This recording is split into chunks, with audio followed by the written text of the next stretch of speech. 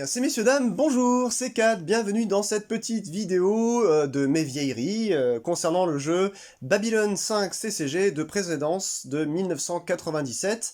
Alors ben aujourd'hui, si vous voulez, là j'étais en train de finir une session de vidéo, j'enregistre plusieurs trucs dans la journée dès que j'ai des idées, et j'évite à chaque fois, parce que pour installer le preset, la lampe, la lumière, machin, les pieds, c'est long. Donc là, c'est un peu une vidéo remplissage, mais j'étais content en fait parce que j'avais récupéré quelques cartes pour, je dirais, pour améliorer un petit peu mes decks, notamment le deck Centauri sur Babylon 5 que j'essaie de monter pour qu'il soit un peu tourné plutôt Shadow et Vorlon en fait pour le tourner un peu plus, enfin Vorlon, Minbari pour le tourner un peu plus Vorlon. Enfin voilà, vous m'avez compris. Donc je suis pas sûr trop de ce que je fais, les decks, ils avancent tout doucement, j'ai un peu de mal à récupérer une vraie collecte pour pouvoir vraiment builder correctement. Mais je voulais vous montrer quelques cartes sympas. J'avais aussi, j'étais en manque d'un ambassadeur Gécard. Et puis j'ai reçu un petit truc aujourd'hui, donc on va s'ouvrir ça ensemble, tranquillou. Alors je sais pas comment je peux faire, hop, on va faire comme ça, et puis on va regarder tout de suite sur la caméra déportée juste là. Hop, voilà. Donc là, on met ça là-haut. Bon, il n'y a pas grand-chose de plus dans ce truc-là. Hein. De toute façon, c'est envoyé très peu protégé à chaque fois, ce que je regrette. Mais le principal, c'est que tout soit là. Alors, qu'est-ce qu'on a parce que je vous avoue que j'avais oublié un petit peu ce que j'avais récupéré, ce que j'avais demandé. Comment il a protégé ce Beans ok, il a mis... Attendez, ce que je vais essayer de faire, c'est que je vais couper... Toujours peur de m'esquinter quelque chose avec... Ouais, non, c'est une très mauvaise idée ce que je commence à faire là. Bon, je suis pas un spécialiste en la matière, hein, je vous avoue que je commande relativement peu. Hop là, voilà. En tout cas, peu de vieilleries, je devrais, hein, mais j'ai juste pas le compte en banque pour, malheureusement. Si je m'écoutais, et si je pouvais, mais laissez tomber, quoi. Je pense que comme vous, ce serait du grand n'importe quoi.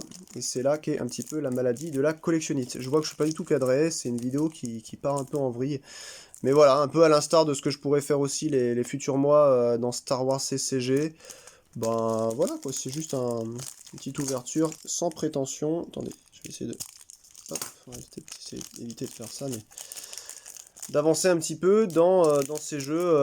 Je pense que voilà, c'est pas, faut pas à chaque fois garder des thèmes professoraux et juste c'est de l'entertainment quoi, c'est du divertissement, donc juste voilà, en parler ça suffit, et puis pas se prendre la tête, c'est aussi bien. Alors, tiens, je vais déposer ça là comme ça, l'autre il commence à me casser les pieds, voilà, hop, on va mettre ça de côté. Oh, ce G-Car, mais vous allez voir le truc quoi. Ce G-Car, c'est de la folie. Et c'est du Severed Dreams, je crois. Hein. Severed Dreams, c'est une édition de très peu de cartes. Hein. Je vous avais dit hein, dans la vidéo que j'avais fait sur la présentation un peu des sets. 1999, 150 cartes plus 4. Donc de promotionnel. Et puis bah là, j'aurai pas de promo, hein, mais c'est simplement pour vous montrer 2-3 trucs.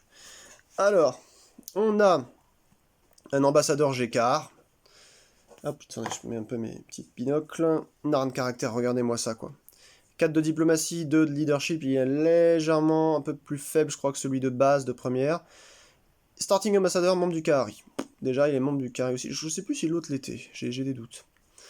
Vous commencez le jeu avec une carte additionnelle dans votre main. Mais alors, vous devez voilà, garder ensuite toutes les autres restrictions de début de jeu. Pour remplacer Gécard, vous devez vous défausser de 4 cartes de votre main, en plus de tous les coups. Voilà. Donc en gros, l'idée, c'est de réussir à mettre celui-là en premier, avoir une main légèrement plus grosse, et éventuellement ensuite essayer de le remplacer par un autre GK.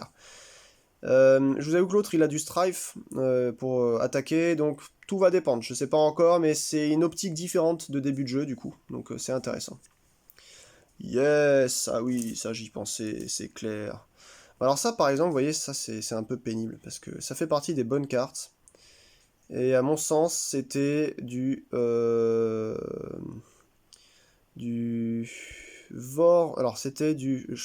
excusez-moi, du Shadow. Hop, de ce paquet-là. mais pas dans les boosters, c'était de la promo. Je crois que ça, vous les trouviez en fait en topper au-dessus des boîtes de boosters, je crois, hein, je peux me tromper. Donc lui il a 4, donc le Shadow Contact hein, d'intrigue, pardon, il coûte 7, il donne donc un marqueur Shadow, il demande un marqueur Shadow pour être joué. Toutes les cartes qui requièrent des Vorlon Marks doivent... Attends, any card require un Vorlon Marks, require one instant mark to play while Shadow Contact ready. Ouais, c'est ça. Donc si vous jouez contre quelqu'un, ou même pour vous, quelque chose qui demande du Vorlon, chez lui ou chez vous, des marques de Vorlon, ben, tant que ça c'est en jeu, ça en demande une de plus, quand il est ready, donc quand il est prêt comme ça, pas quand il est tapé. Et si une carte demande donc des Vorlon Marks voilà, et jouée, eh bien vous allez taper le Shadow Contact. Donc c'est un peu son défaut, mais par contre, bah, c'est assez cool quand même. C'est assez cool, et il faut qu'il tombe vite, parce qu'on a besoin en fait de faire monter le Shadow, notamment pour qu'il gagne assez d'influence pour aller jusqu'à 20 et commencer la guerre Shadow. Pour plein d'autres raisons, pour jouer d'autres cartes qui nécessitent plus de Shadow aussi. Et puis donc du coup, voilà, histoire de... Voilà. Histoire de les tirer correctement, quoi. Ça continue ici avec une Warfleet Vorlon, rien que ça, hein, voilà. 20 de patates, quoi. 20 de patates. Elle coûte 15. Vorlon Fleet. Donc n'importe quel joueur avec 6 marques de Vorlon ou plus peut sponsoriser bien cette flotte. Si la Shadow War est en action. Si on est en Shadow War, quoi. Cette flotte a 5 de damage résistance, et ça c'est pas rien quoi, c'est vraiment pas rien. C'est-à-dire qu'elle elle retire les 5 premiers damages que quelqu'un ferait en se tapant pour pouvoir la flinguer quoi. Elle peut juste être améliorée par des enhancements, donc des améliorations de Vorlon. Enfin, pardon, elle peut juste être visée par des agencements de Vorlon. Elle peut juste être conduite par des caractères de Vorlon quoi. Donc vous pouvez pas lui ajouter du leadership à partir de quelqu'un d'autre, même neutre. Bah oui, c'est tellement une technologie particulière, les Vorlons, voilà, c'est un peu mystérieux, quoi, c'est une ancienne race. Et cette flotte doit donc, enfin, must support a military conflict requiring Vorlon max, ouais, c'est ça, cette flotte doit supporter un conflit militaire qui requiert une marque de Vorlon pour être initié, si il y en a en jeu. Voilà, s'il y en a en jeu. Ça veut dire que s'il y en a pas en jeu, c'est comme ça qu'il faut le comprendre, ben elle peut supporter n'importe quel autre truc, quoi, finalement. Ah, bah non, c'est marqué juste après. Elle ne peut pas supporter n'importe quel autre conflit. Elle peut juste opposer des conflits qui requièrent des Shadowmarks. Donc voilà, c'est un peu la grosse guéguerre entre les deux grosses races, quoi. Hop, et puis bah justement, un petit peu le pendant, alors elle, c'est carrément 25 pour un peu moins cher.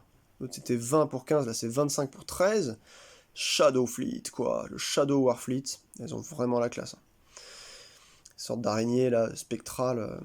Donc voilà, pareillement, hein, 6 Shadow Marks pour être joué, et si on est dans la Shadow War. Voilà. Donc cette flotte a 4 de résistance au dommage, un peu moindre quand même que la résistance de Vorlon, quoi. Elle peut juste être visée par des Enhancement Shadow, elle peut être conduite que par des Shadow caractères, et vous pouvez juste taper cette flotte pour supporter un military conflict, pardon, qui requiert des Shadow Marks pour attaquer ou réparer. Voilà. Supporter les military conflict to attack or to repair. C'est ça. Pour réparer, attaquer ou supporter. Voilà. Donc là, ça c'est ce genre de truc. En plus, il y a 2 strifes là. 2 en strife. Elle attaque, elle colle ce qu'elle colle. Donc admettons 25. Plus 2, plus 4, 29 quoi. Monstrueux. Monstrueux.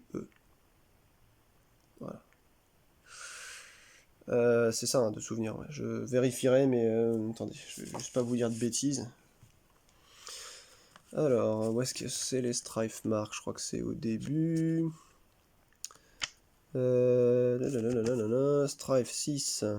Mais non, on va pas l'avoir ici, on va l'avoir plus loin dans le jeu. Marks. Doom Mark. Attendez, je regarde un peu plus haut parce que là sinon je m'éclate les yeux avec le truc quoi. Hmm. Oui, c'est vrai que je vous ai dit peut-être une bêtise tout à l'heure. Un joueur peut pas avoir des marques Shadow et Vorlon en même temps, de toute façon, hein. Comme c'est deux races qui s'opposent. C'est soit l'un, soit l'autre, hein. Un pourra pas avoir les deux en même temps. Attaque, peut-être dans 40, tiens, page 40, je crois que c'est peut-être indiqué dans attaque. Je me souviens plus, hein. Alors, Resolving Attack, neutralise, Strife Mark, voilà. C'est marqué ici, là, en page 40 du Psycorp, donc le 1.3, mais c'est aussi dans l'autre, hein. Enfin, dans les autres. Les deux, l'attaqueur et le défenseur, du coup, enfin et la cible, infligent damage donc equal to leur current ability rating, donc de leur rapidité en cours. Si n'importe carte avec un strife mark, voilà, ça a 2 points asset amount. Voilà, c'est ça. Each point of damage inflicted to a card should be marked by placing a damage token on top of a card. C'est ça.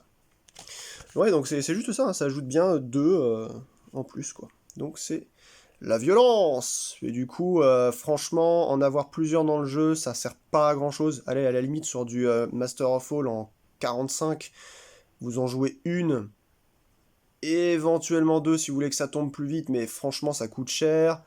Puis voilà, quoi. Bon, c'est quand même assez compliqué à sortir. Voilà, quoi. Hmm. Et ben voilà, regardez-moi ça. Que demande le peuple? Un shadow caractère, Justine, évidemment.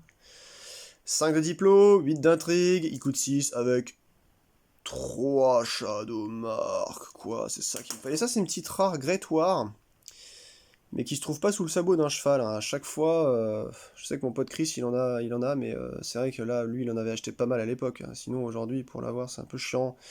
C'est les cartes comme ça, après vous faites du pick-up, quoi. Vous vous dites, bah, il me faut celle-là, celle-là, celle-là, parce que les collègues entières coûtent un bras, quoi, donc...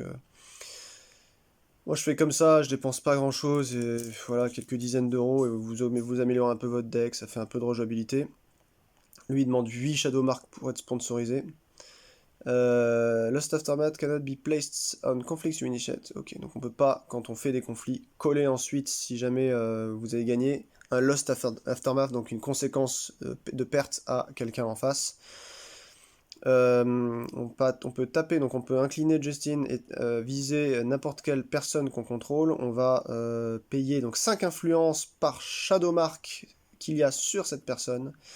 Et cette personne gagne un nombre de Shadow Mark égal à son nombre égal à son nombre de Shadow Mark qu'il a.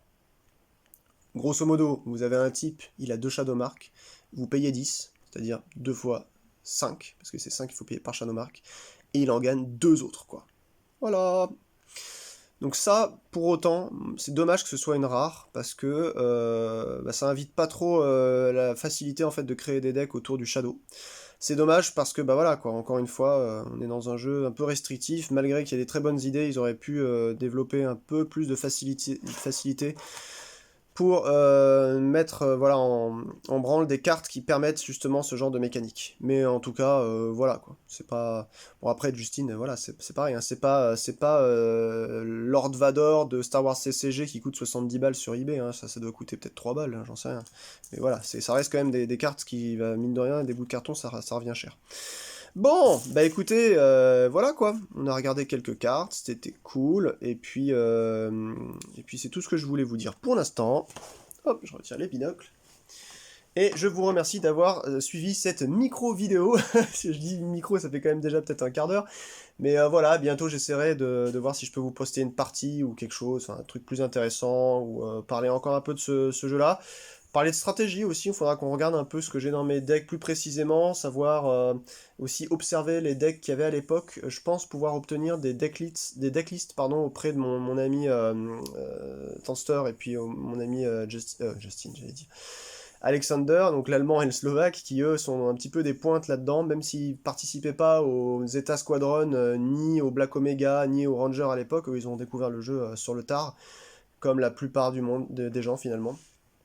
Franchement, aujourd'hui, je me demande s'il y a toujours des gens qui jouaient à l'époque depuis le début, toujours des joueurs en fait, à part Larry DiTillo peut-être qui a produit, enfin qui a coproduit le storytelling des films et des épisodes, ou quelques vieux joueurs américains. Je doute fort que ailleurs dans le monde, peut-être quelques Australiens, voilà, vraiment les premiers, les Allemands aussi.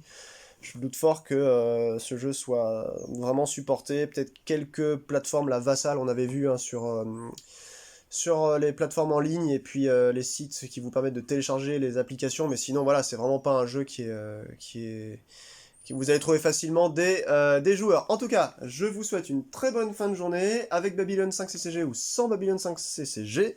Portez-vous bien et à la prochaine. Ciao!